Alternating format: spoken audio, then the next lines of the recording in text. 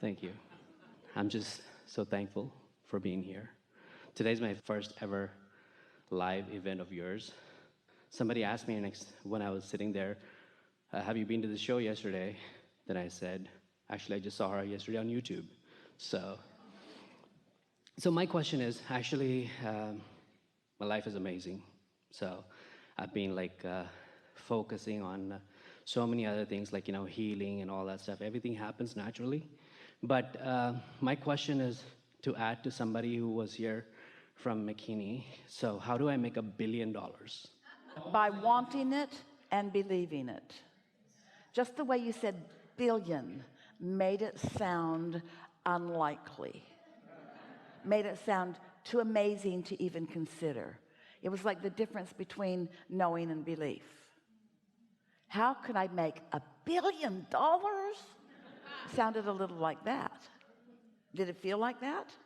Not really. It's like I see the visions of it, like, everything happening and everything aligning, but I think I'm in a rush to hit that number. Let us give you some things that will help you here. We're just going to make a series of statements, and don't try to memorize them, just take them in, let them wash over you.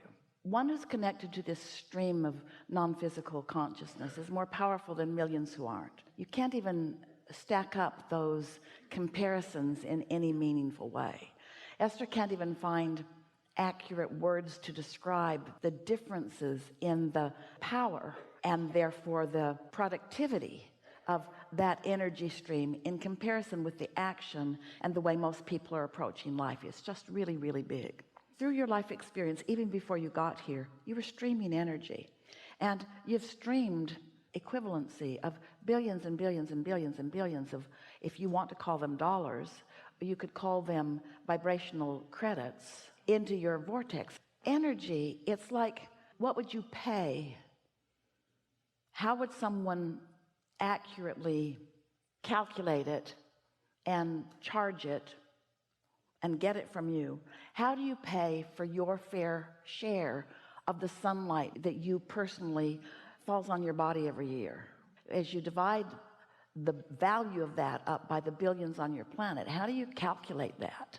Of course, it's a ridiculous question. There's no point in calculating it because there's nobody asking you to pay it, but still it is an energy that comes to you that is separate and apart from money, that is of enormous value to you. We're just trying to get your thoughts to loosen up just a little bit, to begin to explore vibration and feel about it like you do about money, resources, resource money, resource clarity, resource energy, resource.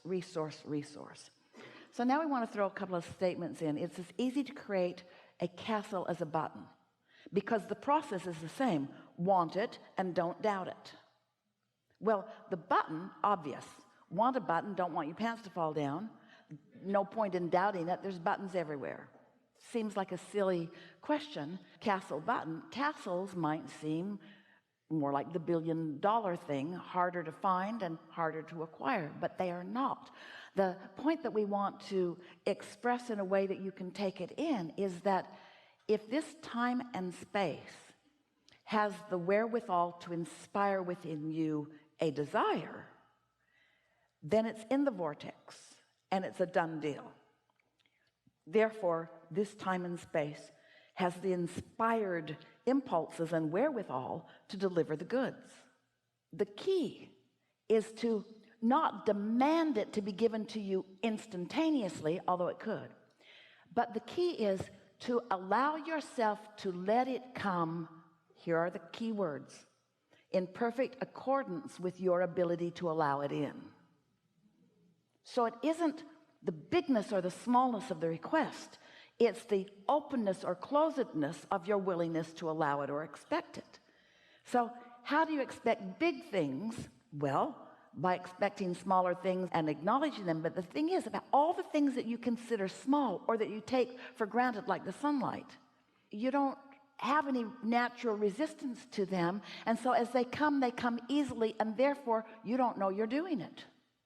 Because you associate, we're not just saying you, we're saying most humans associate receiving with struggle.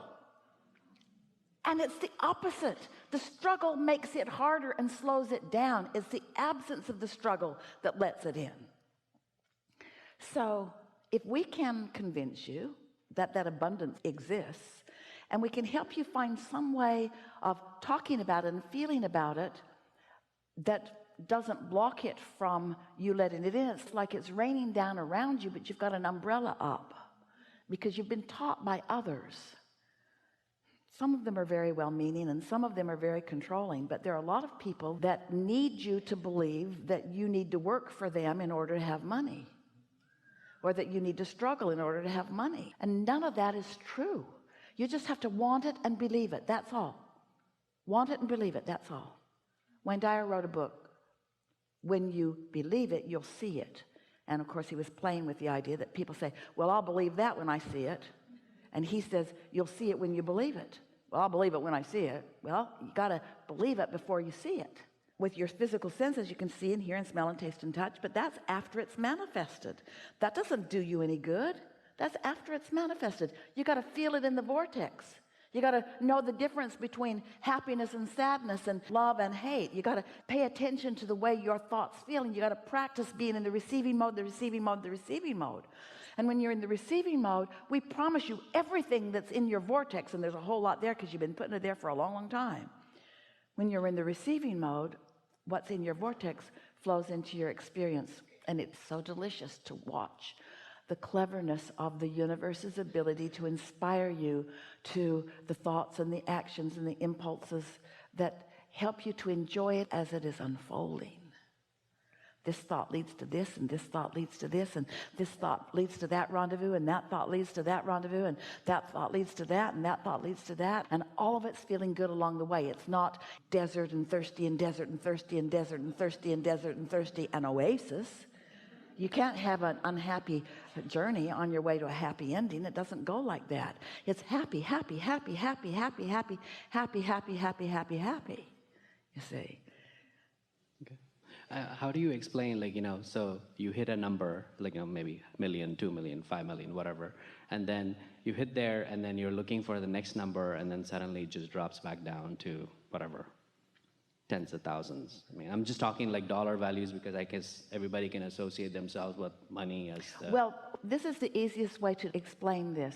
We are not ever suggesting that there is not compensation for action. You tote enough of something from one place to another, somebody's going to pay you for it. And so people have become pretty efficient in their ability to gather through their actions. But we're talking about this exponential, what you want to call quantum leap. We're talking about accessing this energy that creates worlds. Whether you're talking about a 10,000 or a million, it's all mediocrity in comparison with what's accessible through your vortex. So the way we would explain it is that someone was more hopeful and they allowed the million in, and then they got possessive of it and let it get away. When people get guarded, you're not guarded about $1 million before you have it. And so in their free abandon, they weren't guarded about anything. They just found something that was fun to do, and in their attention to it, often it's just falling in love will do it for you. Then they began letting in what they hadn't let in for a while, and once they let it in, then sometimes they're influenced by others. Hey, you better watch out for that. And then they get guarded, and then it doesn't last. Everything can be explained by the thought that a person is thinking and indicated by the way that they feel as they're thinking the thought. No exceptions whatsoever. No exceptions. Do you believe us when we say that if this time and place has inspired you to a desire, then it can deliver it? If you really believe that, but then there's another factor. How is your belief affected? Well, your belief is affected in part by what others say around you. You might believe something until your mother reminds you of what she's always believed. And when she reminds you of what she's always believed, your belief may waver for a moment. You see what we're getting at? Or you may believe that it's possible, but not for you because you feel unworthy. But you don't have to consider all of that.